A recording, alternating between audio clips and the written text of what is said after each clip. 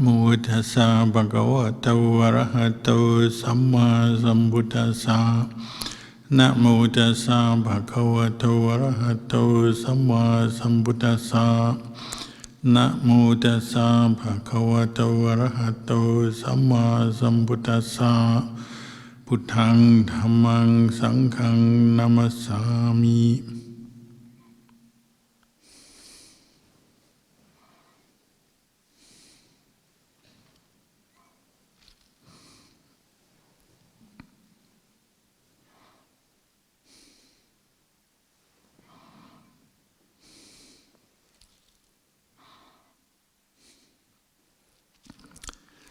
Blessings, good evening.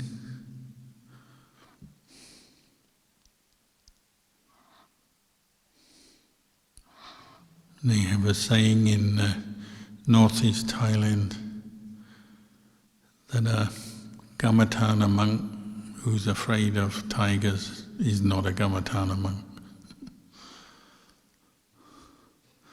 Gamatana is a sort of general phrase we use for one who dedicates their life to the practice of training the mind to abandon mental defilements. Literally it means the basis for work, basis for action. And that's the action that the Gamatana monk, or sometimes we say the forest monk, is doing.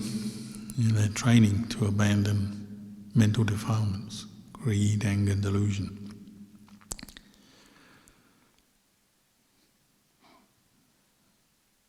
The way we do that is by penetrating the Four Noble Truths, the Ariya Satya Dhamma. So they say, well, when the Gamatana monk goes off into the forest, that's what he takes with him, his pursuit of the Satya Dhamma, the truth that will liberate his mind. He has his sila, his meditation, his sincerity, his faith in the Buddha, the Dhamma, the Sangha, and not much else. But that's enough. So of course it's different from the rest of the world or the normal sort of pursuits of human beings who tend to spend their time pursuing what we call worldly ambitions, such as, number one, wealth, money, but also fame and fortune and power and different kinds of pleasure, success. It's different from that.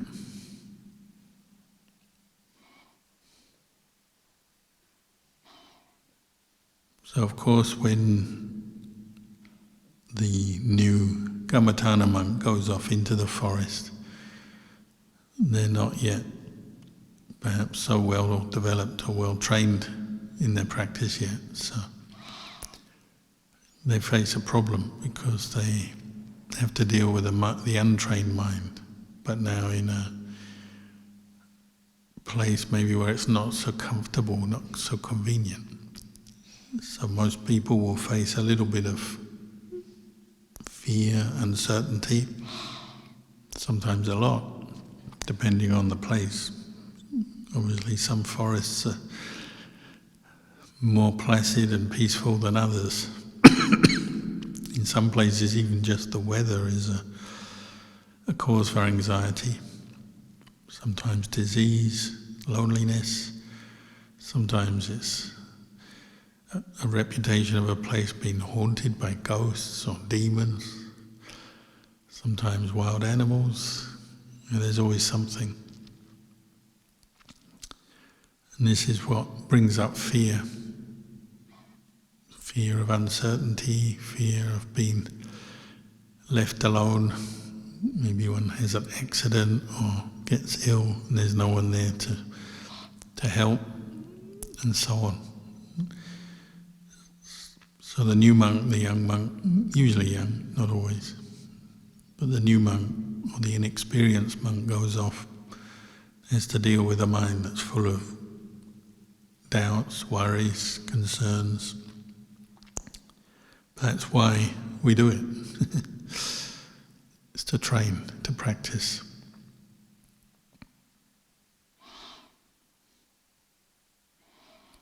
And I used to have these phrases, like when I first went to a big forest that had wild animals. They say, be careful that your mind doesn't break apart. Chittak, meaning when you are full of worries and concerns about anything, what does it do to your mind? Well, it tends to lead to lots of mental proliferation. And with anxiety, your mind is agitated, and you keep thinking and imagining stuff, worrying about the future, worrying about dangers and risks, missing things that you like, and your mind kind of goes all over the place, keeps thinking and thinking. This is the mind that is breaking apart. It's not peaceful, it's not in one place, it's not one-pointed. The idea is you practice mindfulness and bring your attention to the present moment more and more. And then this brings together your mind, your mental energy, your awareness, all in one place. And your mind starts to unify. Jit ruam. So you have the mind that is breaking apart with anxiety and fear, and then the mind that's coming together with mindfulness, discernment, wisdom, peace. And these are clearly two different experiences, but one comes from the untrained mind and one comes from the trained mind. And that's why people will go off into the forest to practice, because they want to train their mind. So sometimes you have to push it a bit. Put yourself in a situation where you see the problem and then you try harder to practice. As we all know, when we're at home, it's comfortable. It's too easy to follow desires, so the mind it's not either the mind that is breaking apart or the mind that is gathering together or unifying. It tends to be the mind that is just kind of quietly indulging, doing what it wants, getting what it wants, eating, sleeping, talking, entertainments, whatever.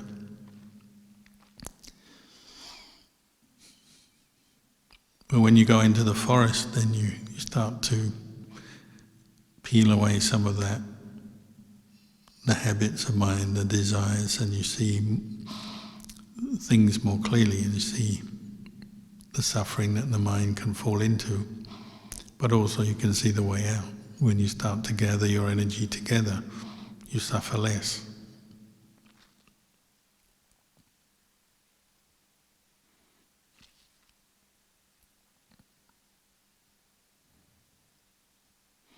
So since the time of the Buddha, probably even before the Buddha, but since the time of the Buddha, monks, nuns, laymen, lay women, but particularly those keeping the 8 precepts, will go off into quiet places. Nowadays we have less forests, but we have more retreat centres and monasteries and places which are very valuable assets for practicing, training the mind. In the old days, they'd go off to the forests and quiet places, and you'd have to be very patient with your mind while you're learning how to bring it under your control. So probably there's very few Gamatana monks who have gone into the forest and not had at least one sleepless night because of some kind of fear, anxiety, or just discomfort in some way. Maybe from pain or the weather or something. And some monks will have many nights of no sleep. Sometimes the cold, if you're in a forest and you don't have enough warm clothes, just the cold keeps you awake. But more likely is your own mind worrying about things, thinking and thinking about what could happen, what could come around the corner.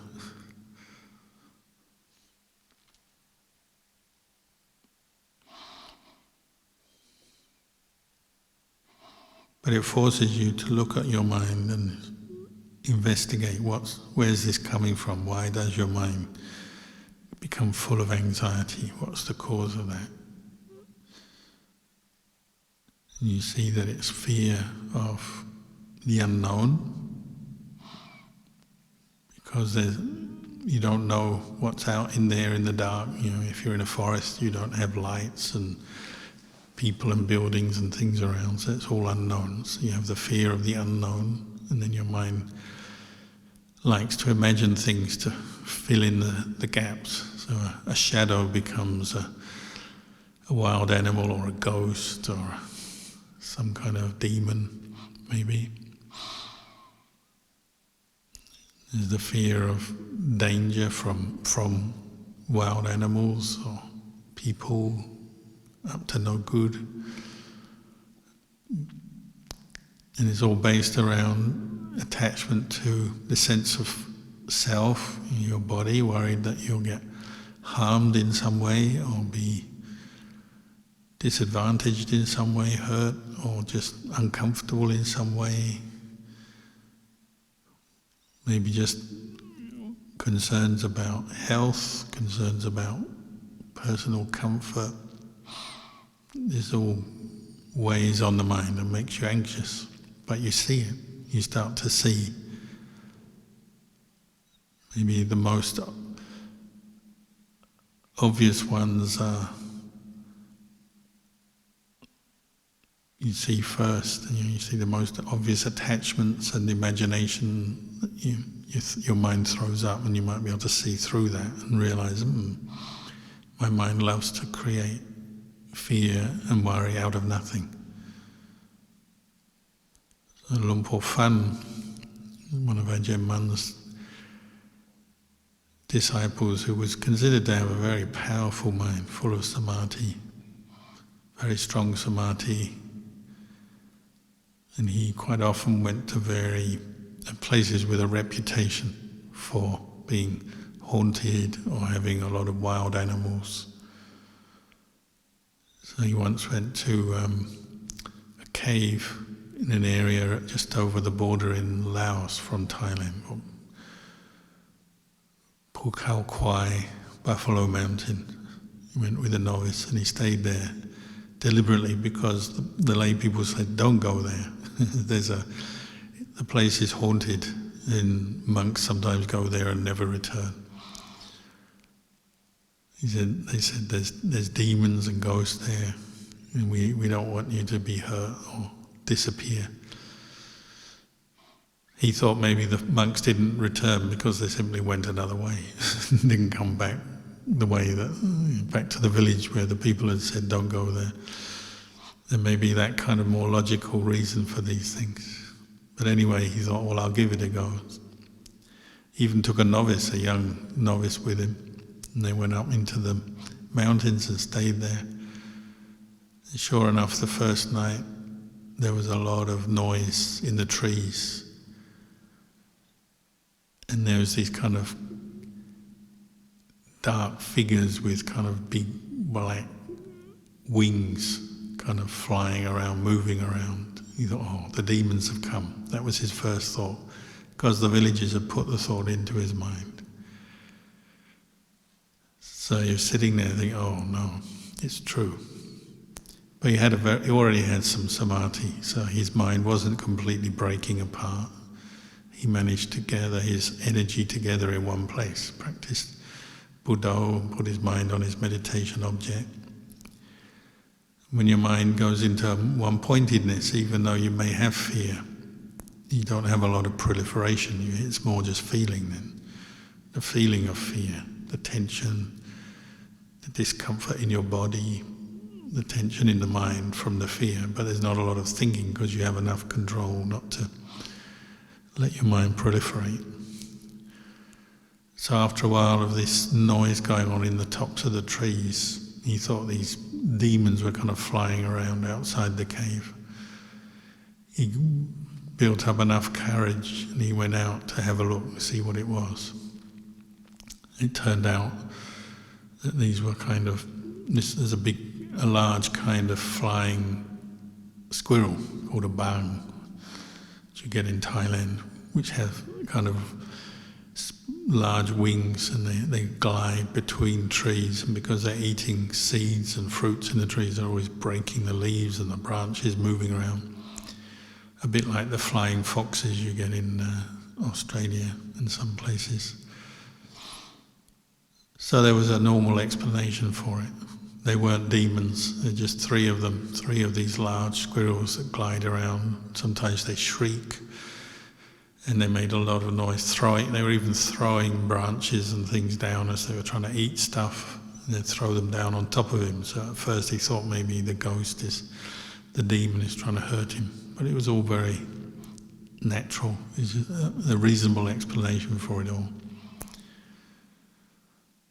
So he said later, so many of people's fears are just like that. It's just a sound or something happens with a normal explanation, but your mind creates something else. He didn't say that ghosts and demons don't exist. He just said a lot of the time it's imagination and misunderstanding of something, a natural phenomena.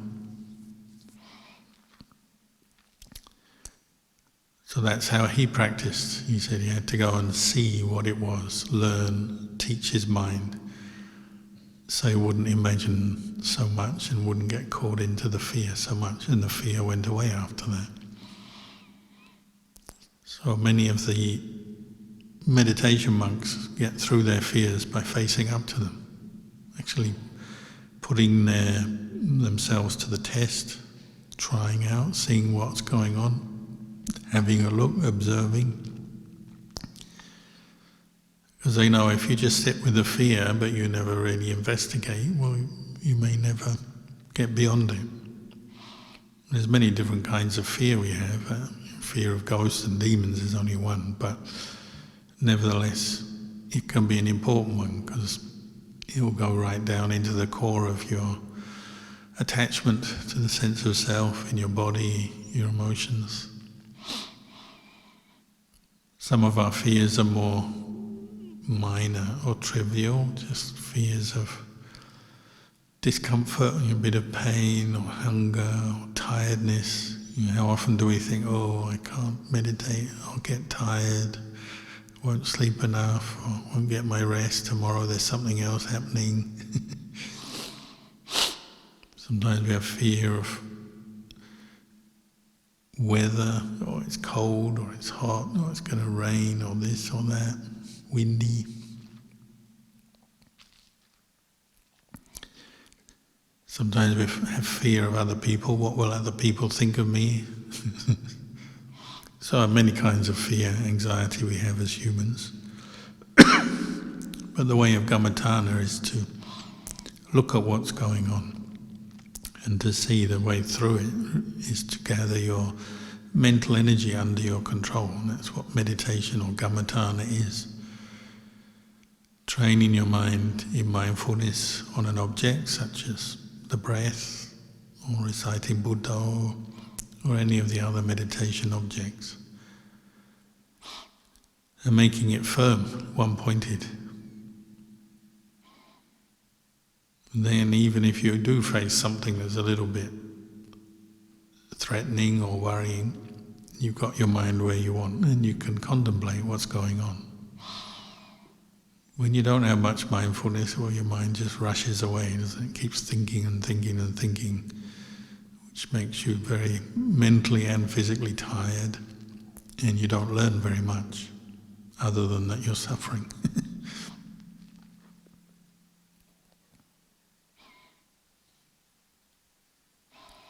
When you gather your mental energy together in one place, you meditate, it allows you to observe and look at things. And that's the only way to really understand attachments, whether it's greed, anger, delusion, fear, anxiety. You have to look at it and see what it is, see its nature. At the very least, you can see how all emotional states, fear and worry included, arise and pass away. They're impermanent. They're not there all the time in your mind. And that gives you a better understanding that it's just another mental state. And you also can look more closely at where it's coming from. Some of those attachments, wrong understandings, misperceptions.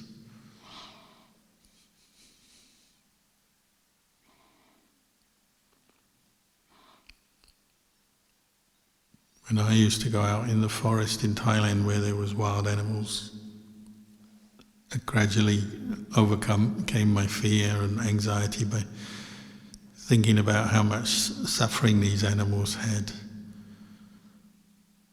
Because they run around in the forest.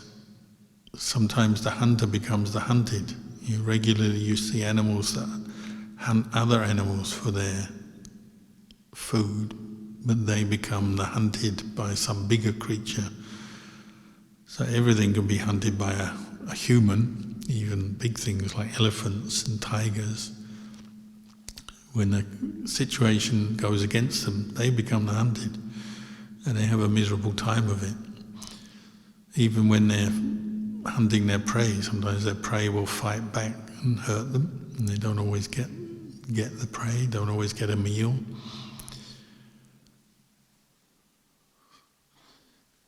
Big animals, they have a certain presence. An elephant turns up or a tiger turns up, they have a presence, and that helps them to put fear into their prey. Have you ever been in a forest and a tiger arrives, like everything goes quiet? I couldn't help but thinking, the first time I met a tiger I noticed, even the crickets and the cicadas went quiet, even the frogs went quiet. Everything went quiet, because the jungle in Thailand at night is quite noisy, just with animals and insects and frogs and things. But when the tiger comes, everything goes quiet. So there's a special stillness which just adds to the fear. I mean, how do insects know that a tiger is coming? Somehow they just know. Maybe it's another insect tells one and they tell each other, I don't know. But they all go quiet. So it's very impressive. And then the tiger's around for a while, then moves on. And things, when it moves on, then everyone starts talking again. It's just like in the movie when some bad guy walks into the bar and everyone stops talking and looks at the door where the bad guy has walked in. And the piano player stops. And then everyone settles down and the piano player starts playing again and everyone talks again, and that's it. The bad guy has entered and it's all quiet again and normal again. The tiger is a bit like that. When he comes in, he's like the bad guy, so everyone stops. Not sure what's going to happen next. And then he moves on maybe, and so everyone carries on with their business. The frogs keep croaking and the crickets keep chirping. So they have a presence. Partly they say that's samadhi. Even a tiger has some samadhi, which they kind of hypnotize their prey and they bring a kind of presence to the forest when they're around, encourages things to get afraid.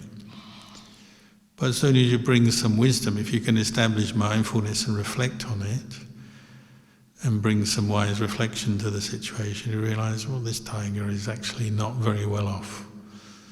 It may be tough and look threatening, but it's miserable. It doesn't have any kind of medical care if it gets injured or has disease. It doesn't have any protection from the elements. It gets hurt by others, even killed by others. It has a miserable time. Why get afraid of it? So as you establish some one-pointedness and reflect, your thinking can change. The fear starts to dissolve under the eye of the Dhamma. As the Satya Dhamma becomes clear, it's like, what is a tiger? It's a collection of 4 elements and a mind, just like me. I'm 4 elements, earth, air, fire and water, with a mind, just like the tiger, not much different. If the tiger's really going to kill you, well, that's just karma, isn't it? It must mean you've done a lot of bad karma in the past and it's going to get back and get you. You can't do much about that, whether you like it or not. If there's no karma, it won't. That's the same for any kind of risky, threatening situation. If you're going to be hurt or die, well, maybe there's causes for that, and there's not a lot you can do about the past. You can't change the past. If there's no causes, then you should be all right. You just carry on. But you don't really know, so there's no point thinking about it, worrying about it. So once you think like this, you understand like this, you can let go of your fear, put it aside. When the fear drops, the opposite of fear, non-fear arises, and there's compassion for yourself, for the tiger, or for anyone else you're involved with.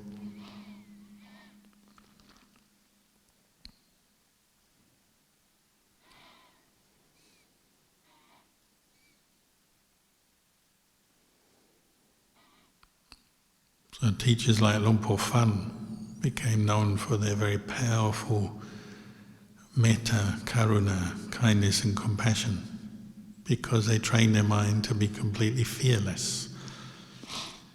And the fearlessness of a forest monk is not the fearlessness of a tough guy, gangster. It's not based on physical strength or weapons or anger. In that sense, it's based on mindfulness and wisdom, seeing fear as a delusion.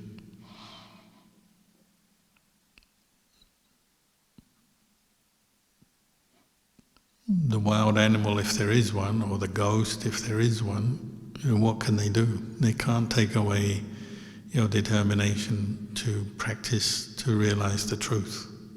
That's not something you can steal or remove from someone. They can steal your money, but then if you're a forest monk, you don't have any money anyway. Not much to steal there. I guess they could physically hurt you, but there's, I think in the history of monks, very few instances of that. There are some, but very few. Again, you'd say, well, that must be just some old karma. But normally, any kind of animal or human threat doesn't really manifest. There's not a lot to it, other than your mind, what it brings up. So you keep practicing, reflecting on it, establishing mindfulness. In the end, you realize your refuge is good, it's strong, reliable. The Buddha, the Dhamma, the Sangha, your sila, your precepts, your mindfulness, your wisdom. Nobody can take that away from you. It may even get stronger the more you practice in those kind of situations.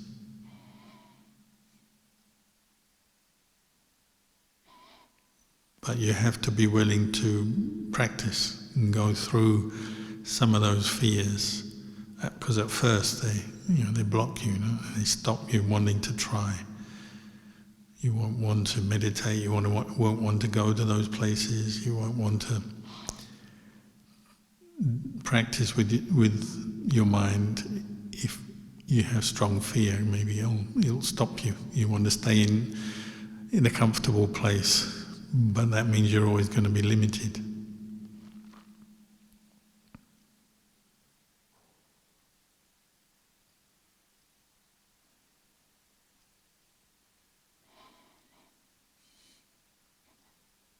People often ask, so how come the Buddha and all the enlightened monks, how did they overcome their fears? Well, they just overcame them through practice, through facing them and trying to understand where fear comes from and see through it, see it as not self.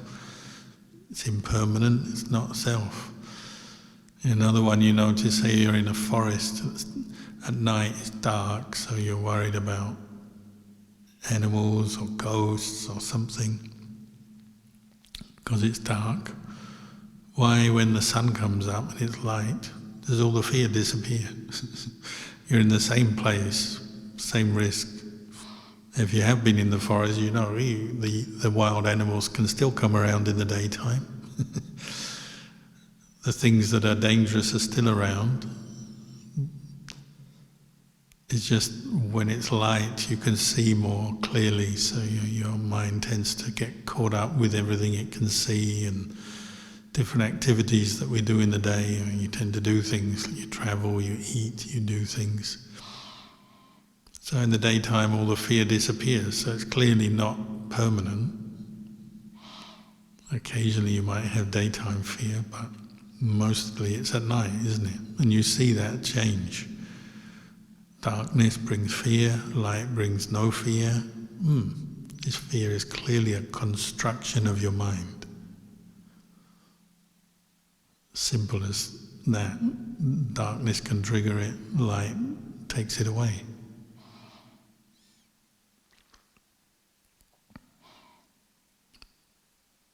So very simple situations and changes and rhythms help you to see things as impermanent. Your own moods are impermanent. Your own mental experience changes. And what's impermanent you see through and say, well, it's not a person, is it? It's not, this fear is not with you all the time, so then clearly it's not who you are, it's not what you are. It's a part of your mental processes, of course. It's not that there's nothing there, but it's not a self that exists all the time. It just comes and goes.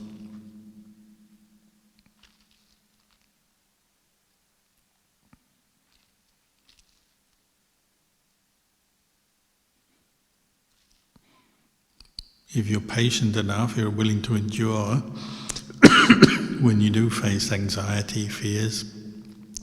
Sometimes you can just watch and say, I've seen this disappear before, it's come up before but it's disappeared before.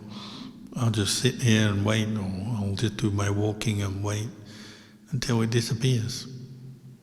I'll wait and watch, see how long it lasts. Is it going to last 5 minutes, 1 hour, 5 hours? Sooner or later it will pass. You know, it's not that real, because what's temporary is not really very real, is it? It's not that there's nothing there. There's moments of consciousness arising, maybe with an unpleasant feeling. There's all the different symptoms of fear. But at the same time, it's not some kind of solid existing thing that's there all the time. It's changing, comes and goes.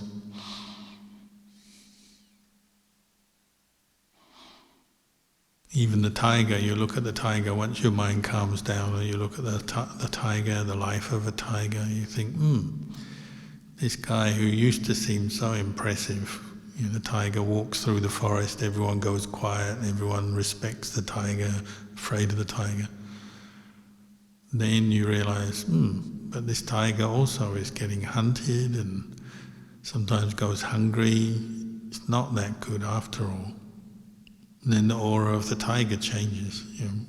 Before you could just hear a growl of a tiger, or see a footprint, or worry about the tiger, and you're kind of in awe of it and fear of it. But then when you think it through carefully, and you're more mindful, more understanding of the whole thing, it loses all that, and you realise, this tiger isn't that much. It's like the worldly dhammas drop away.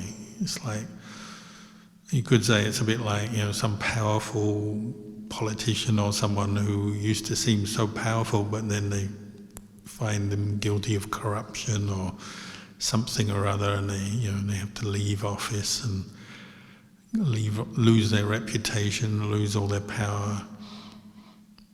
It's exactly the same thing. The worldly dhammas are like that. At first they seem very impressive, whether it's power or wealth or fame or beauty. As soon as you contemplate it with Dhamma, it all disappears, dissolves away, the sense of self with it. So even the tiger kind of loses all its power when you contemplate it with Dhamma.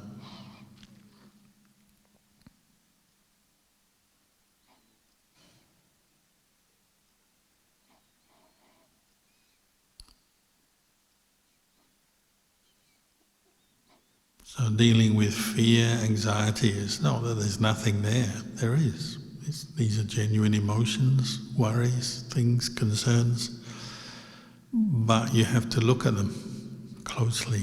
Establish the mindfulness, gather your mental energy together, and then observe what's going on. And you start to see through them, maybe see through to the other side. Oh, there's nothing much there.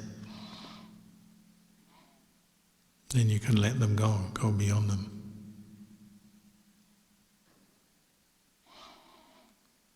So maybe I'll leave you with these reflections tonight.